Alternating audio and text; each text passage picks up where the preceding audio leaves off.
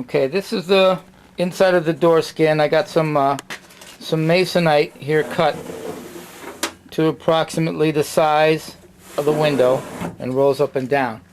But what I had to do was I had to put a block here because when you pushed on the door handle on the button, this rod here to come down to unlock it would flex.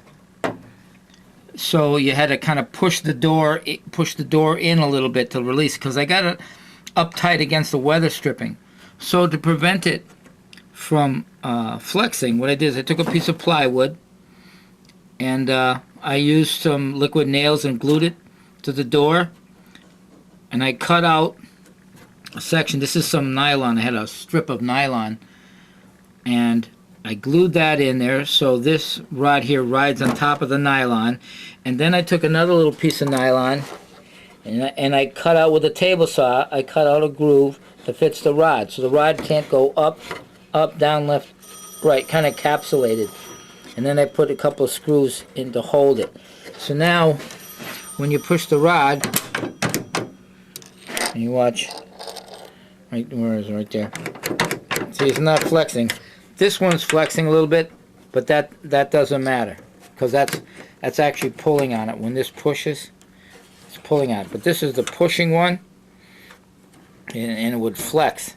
So I did that to both doors. I got that in there. So hopefully that'll take care of that. Now when you push on the button, you don't have to force the door in against the weather stripping tighter to get it to open. And the next thing I'm doing is I got the window cranks to work. The spring inside one of the window cranks was no good. So what was happening is there's two springs. There's one on this rod and there's one in there. And when you turn the window handle, it expands a coil spring in there in a cylinder to act as drag. And on this one, there's a flat spring that assists lifting up the window. So what was happening was this one wasn't dragging, so when you roll the window down, the thing would go right back up by itself.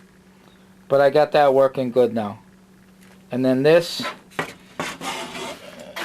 flip this over in here.